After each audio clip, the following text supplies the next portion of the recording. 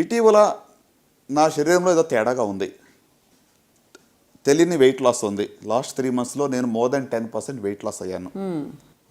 ఆకలి లేదు అనేది జనరల్ సిమ్టమ్స్.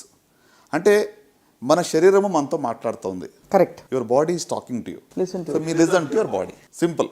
మీ బాడీ ఏదో తేడాగా ఉంది అనిపించినప్పుడు ఒకసారి వెళ్ళి చూపించుకోనండి. నాకు ఐ వాంట్ గెట్ స్క్రీన్డ్, నేను కొన్ని క్యాన్సర్ స్క్రీనింగ్ చేయించుకుందాం అనుకుంటున్నాను, అయితే బాడీ హెల్త్ చెకప్ చేయించుకోండి అని చెప్పండి. సో అట్లా ఉట్టి క్యాన్సర్కి కాదు, non communicable diseases, diabetes, hyper tension, cardiac, cancer అన్నీ కలిసి మనం టెస్ట్ చేయించుకోవచ్చు ఒకేసారి. కరెక్ట్ సార్, చాలా వాల్యుబుల్గా చెప్పారు.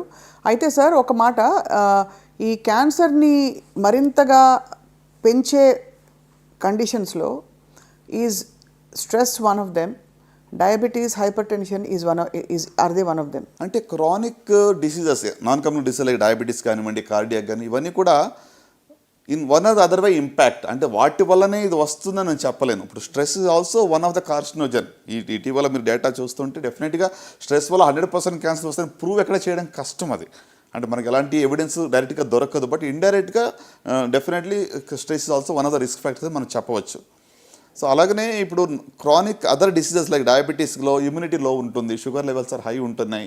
So uncontrolled diabetes is also risk factor అండి. దీంట్లో కూడా కొన్ని క్యాన్సర్స్ ఎక్కువ కనబడుతుంటాయి. చాలామంది even I talk to alternate healers ఉంటారు కదా sir, healers, alternative medicine practice చేసేవాళ్ళు, వాళ్ళందరూ ఏమంటారంటే any form of suppression of emotions leads to cancer. In fact అది ఒక classic presentation of some kind of ఇది ఒక సప్రెషన్ ద్వారా వచ్చిన ఇది అని. As a clinician do you agree? అంటే ఇలాంటి ఒక ఫిలాసఫీ కావచ్చు, థియరీకి మీరు అంటే ఇనఫ్ డేటా ఉందని నమ్ముతారా sir? Honestly it's very difficult prove or disprove అండి. దీనికి అంటే ఇది very variable and subjective. Emotions కూడా సబ్జెక్టివిటీ చాలా ఉంటుంది. ప్లస్ దీనికి సైంటిఫికలీ ఎవిడెన్స్ గ్యాదర్ చేయాలంటే it's very beyond. It just a way of one of the hypothesis or way of looking at it అంతే.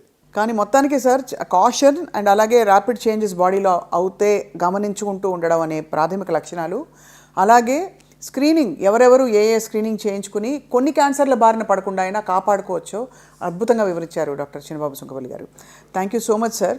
రాబోయే ఎపిసోడ్లో ఒక చిన్న విన్నపం from all our viewers also, that ఇది చాలా పెద్ద పోరాటం క్యాన్సర్తో. సో ఆ మెంటల్ స్ట్రెస్ని, మెంటల్ హెల్త్ని చూసుకోవడానికి ఏమేమి చేయొచ్చు ఆ టైంలో వైల్ టేకింగ్ ట్రీట్మెంట్, ఈ టాపిక్ పై మాట్లాడదాం సార్. తప్పకుండా. Thank you so much sir.